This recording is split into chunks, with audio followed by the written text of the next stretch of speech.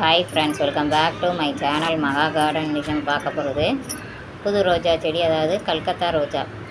இது வந்து நல்லா வெல்வெட் மாதிரி இருக்கும். இதோட இதழ்கள் வந்து ரெட் கலர், உள்ள மகரந்தம் வந்து மஞ்சள் கலரில் இருக்குது. பாருங்கள் இது எவ்வளோ பெரிய செடியாக இருக்குன்ட்டு. இது வந்து தொட்டியோடு சேர்த்து 250 ரூபா. வழக்கமாக வாங்குறதுனால 20 ரூபா குறைச்சி தந்தாங்க. பாருங்கள் இதில் வந்து எத்தனை மொட்டுக்கள் இருக்குது. கிட்டத்தட்ட ஒரு 10 மொட்டுக்களாவது.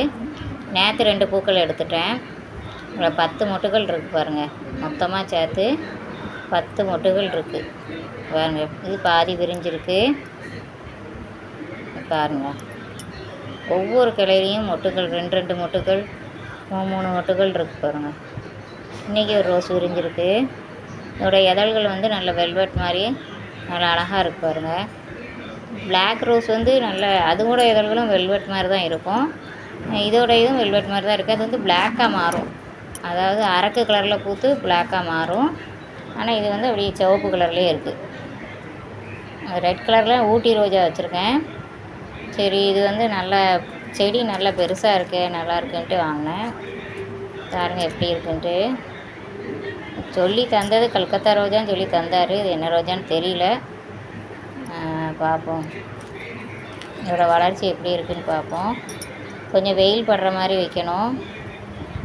இப்போ மாடிப்படி அடியில் வந்து வெயில் வர்றதுனால சரி கொஞ்ச நாள் இங்கே இருக்கட்டும் அப்படின்ட்டு இந்த இடத்துல ஓரமாக வச்சுருக்கேன். நாய் பிச்சு போடாமல் இருக்கணும். இப்போ நாய் வர வர எல்லாத்தையும் பிச்சு போடுது. இலையெல்லாம் பிச்சு போட்டு அநியாயம் பண்ணுது. அது எப்படி தான் காப்பாற்ற போகிறேன்னு தெரியல செடியை. அன்றைக்கி கீரைத்தண்டு விதை போட்டிருந்தேன். அவ்வளோத்தையும் மண்ணை நோண்டி குழியை தோண்டி அவ்வளோத்தையும் நாசம் பண்ணிவிட்டு வந்த கீரை நாற்று எல்லாமே போயிட்டு. சிவப்பு கீரை தண்டு. அதனால் அந்த மண்ணில் நிலத்தில் போட பயமாக இருக்குது. ஒன்றுமே போடல. அந்த எல்லாத்தையும் தொட்டியை தூக்கி உள்ளே வச்சுட்டேன். உள்ளே இறங்காத மாதிரி தொட்டியை தூக்கி உள்ளே வச்சாச்சு. பாருங்கள் எவ்வளோ அழகாக இருக்குது இந்த ரெட் கலர். இது வந்து ஓமவல்லி செடி.